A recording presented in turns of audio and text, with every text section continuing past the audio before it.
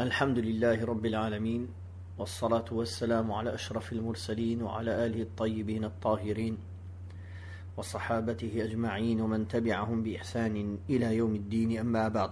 Nous continuons par la grâce d'Allah subhanahu wa ta'ala la lecture et l'explication de Surat al-Kahf, la Surat la caverne. Nous en sommes au verset 28 de cette Surat.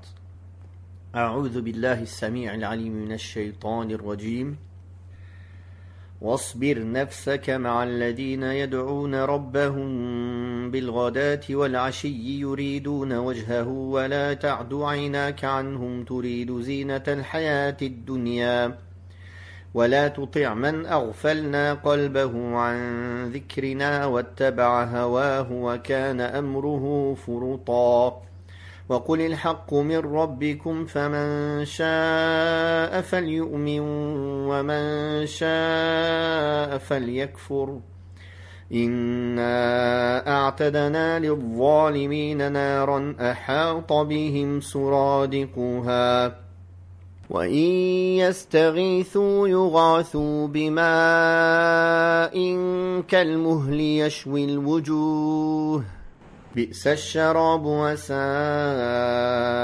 مرتفقا إن الذين آمنوا وعملوا الصالحات إنا لا نضيع أجر من أحسن عملا أولئك لهم جنات عدن تجري من تحتهم الأنهار يحلون فيها من أساور من ذهب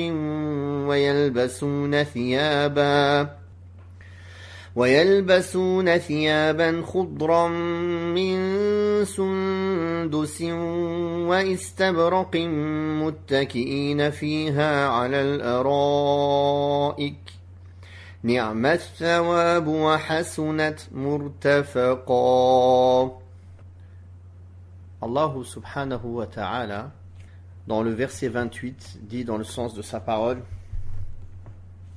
Reste avec ceux qui invoquent leur Seigneur matin et soir, désirant uniquement son visage, et ne détourne point de ton regard pour rechercher la parure de ce bas monde. N'obéis pas à celui dont nous avons distrait le cœur de notre rappel, qui suit ses passions et dont le comportement est outrancier. Dans ce verset 28, Allah subhanahu wa ta'ala ordonne à son prophète Muhammad sallallahu alayhi wa sallam, ainsi qu'à ceux qui le suivent, aux suiveurs du prophète Muhammad sallallahu alayhi wa sallam, et qui le prennent en exemple, de faire preuve de patience et de rester en compagnie des croyants pieux, dévots et repentants qui invoquent leur Seigneur matin et soir. C'est-à-dire qui invoquent Allah tabaraka wa ta'ala en début de journée et en fin de journée, désirant en cela la face d'Allah seul. Il les a décrits comme étant des dévots et des serviteurs dévoués à Allah subhanahu wa ta'ala.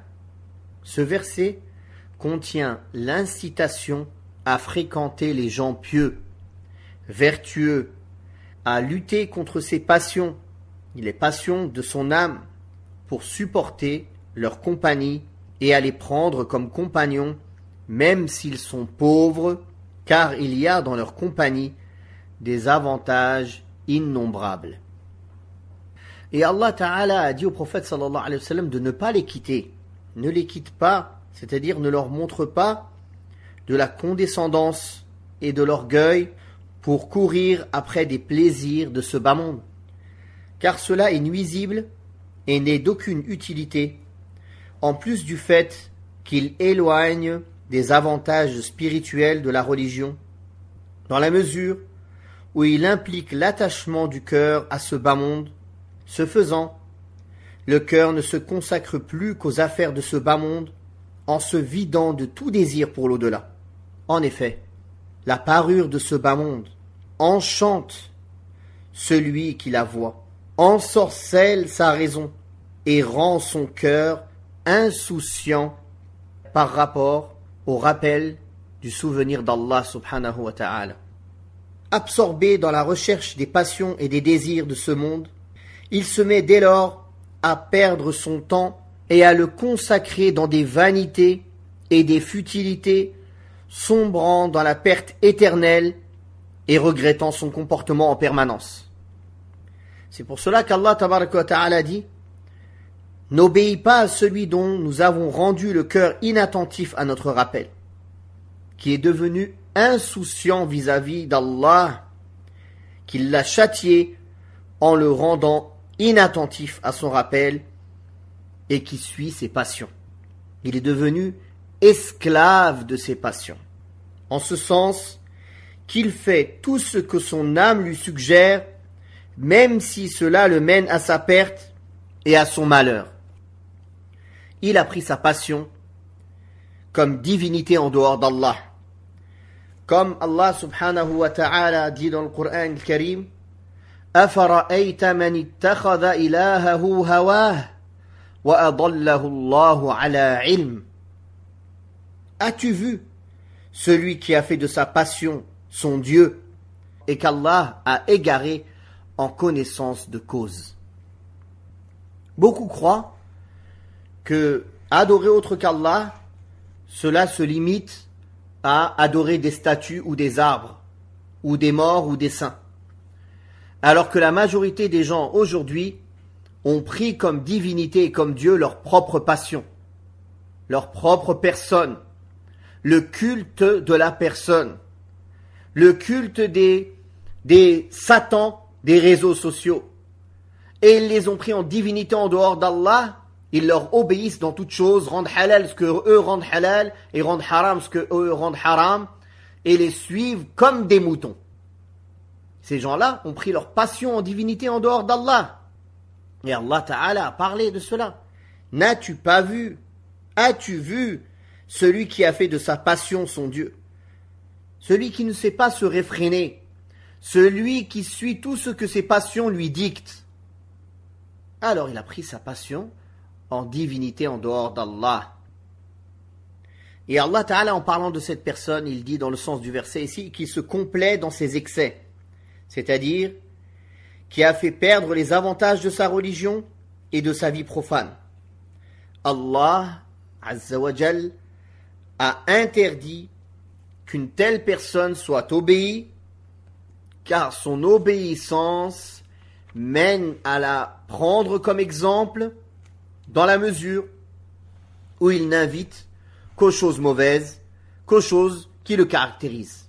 Ce verset montre que celui qui doit être obéi et suivi et être pris comme guide, comme modèle pour les hommes, est celui dont le cœur déborde d'amour pour Allah, au point où cet amour déborde sur sa langue, qui ne cesse jamais d'évoquer Allah subhanahu wa ta'ala.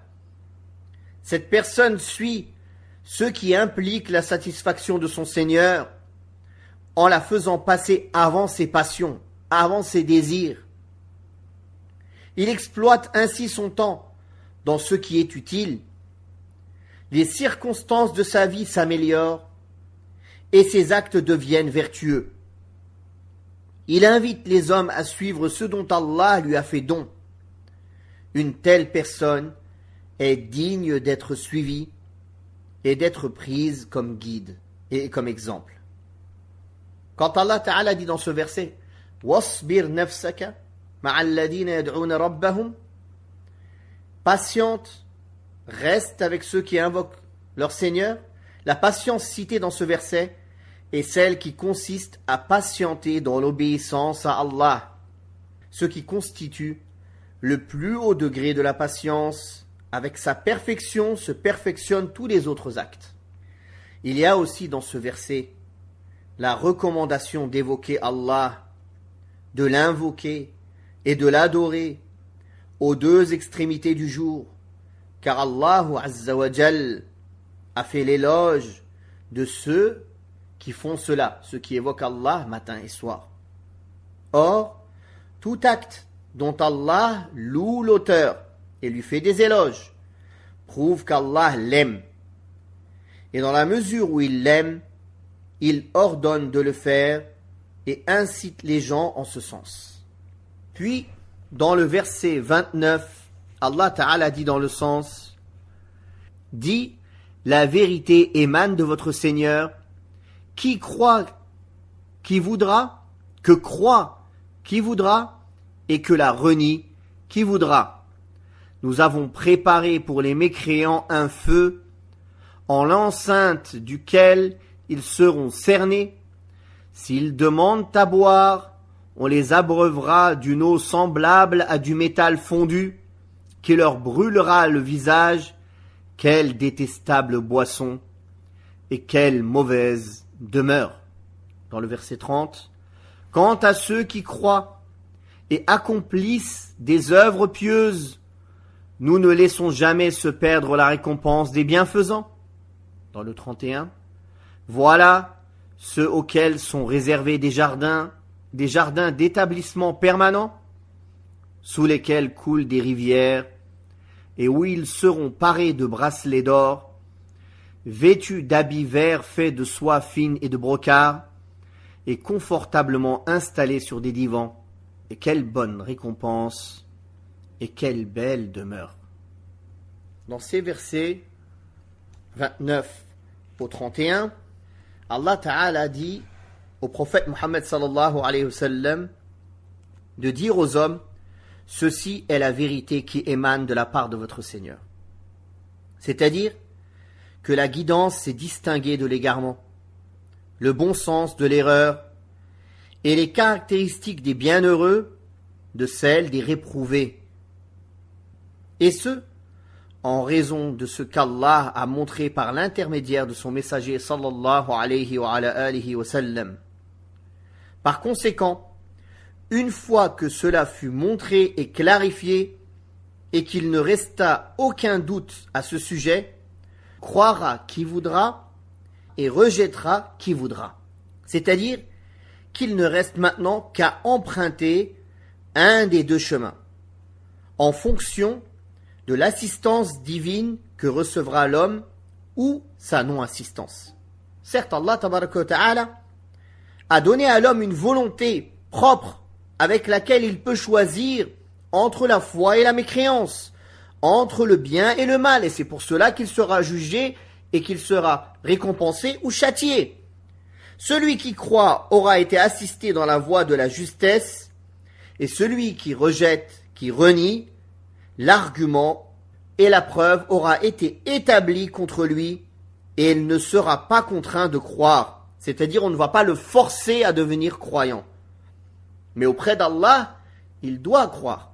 Quand on dit il ne sera pas contraint de croire, ça ne veut pas dire qu'il est libre d'être mécréant.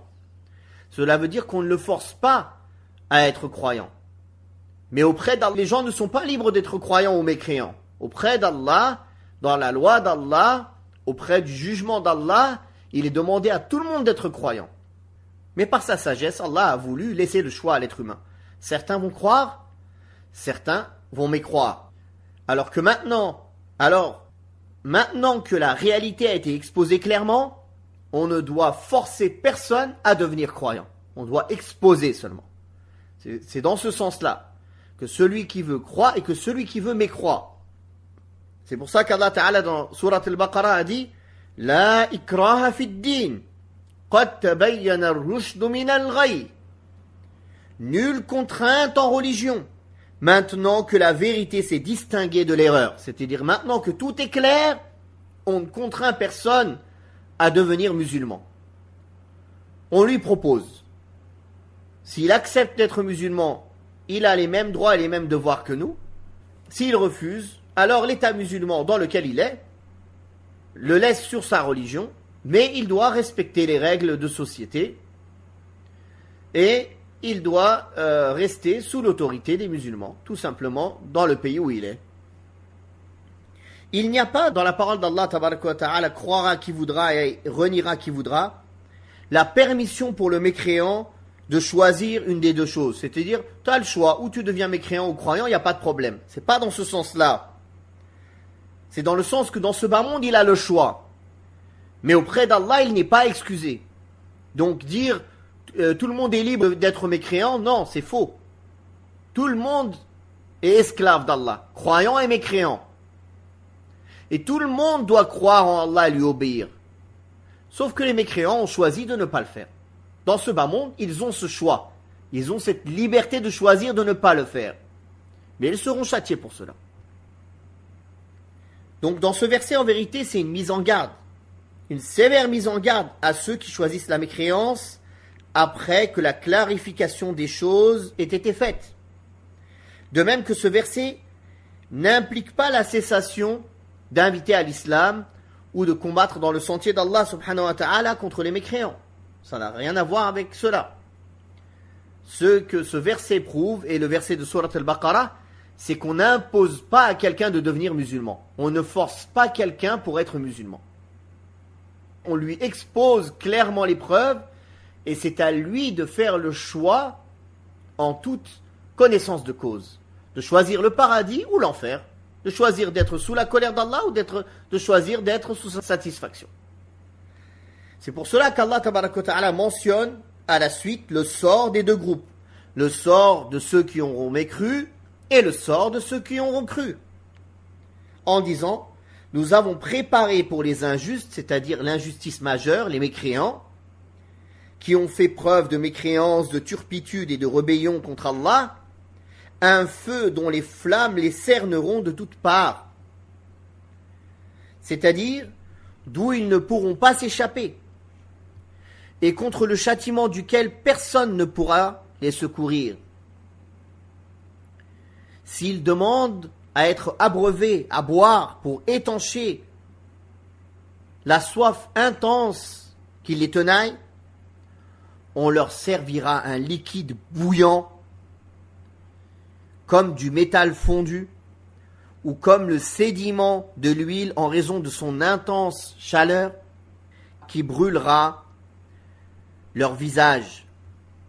Si ceci est l'état du visage qui s'approche seulement de ce liquide, que dire alors des entrailles et des estomacs où Allah tabaraka wa ta'ala a dit en parlant de ce liquide que celui qui boit ce liquide yusharu bihi ma fi butunihim wal julud wa lahum maqami'u min hadid.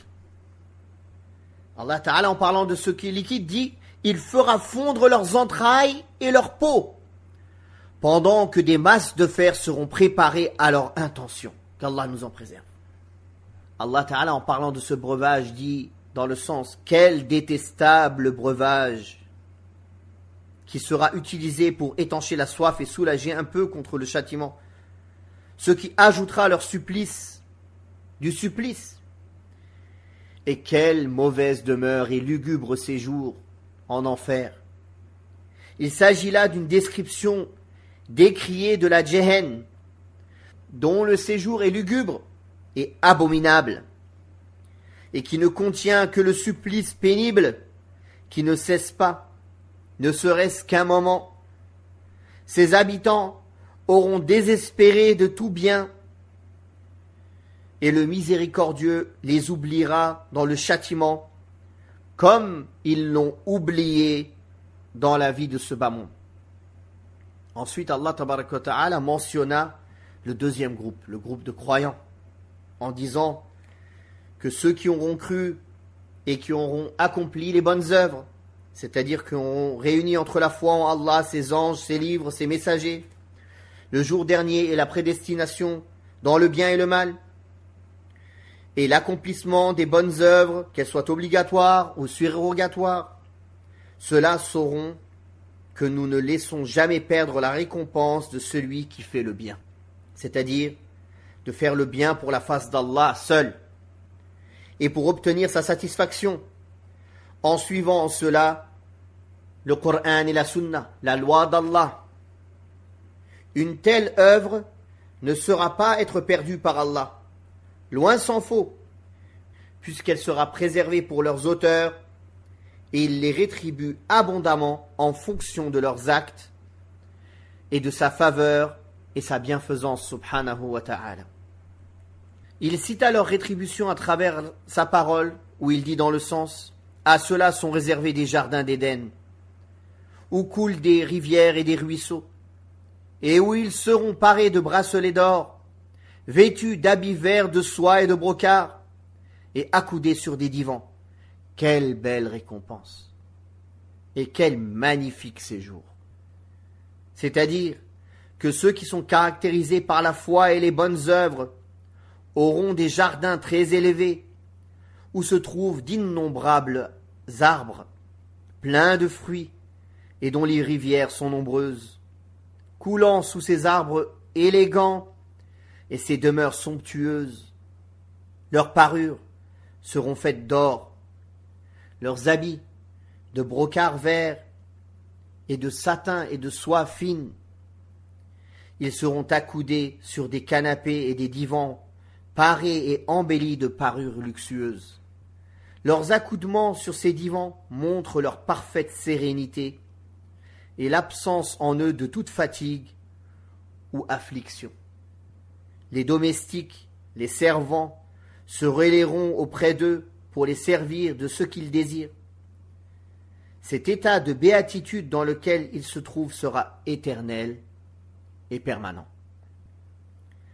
Cette demeure majestueuse sera une belle récompense pour ceux qui œuvrent dans le bien et un magnifique séjour où ils jouiront avec ceux que désirent leurs âmes et ceux qui réjouissent leurs yeux, comme félicité et allégresse, bonheur ineffable, plaisir durable et béatitude éternelle.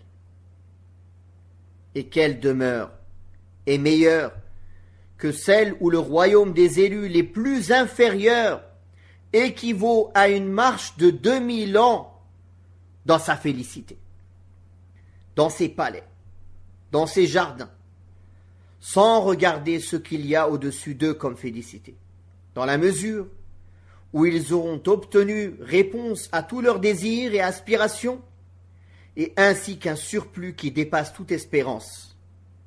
Malgré cela, leur félicité sera constamment en augmentation dans la forme et dans l'excellence. Aussi, nous demandons à Allah subhanahu wa ta'ala, le généreux, de ne pas nous priver du bien qu'il possède en raison du mal que nous faisons dans notre négligence et notre désobéissance. Ce noble verset et d'autres semblables prouvent que la parure concerne aussi bien les hommes que les femmes dans le paradis, comme il est mentionné dans plusieurs hadiths authentiques, car il a donné un sens général dans sa parole où ils seront parés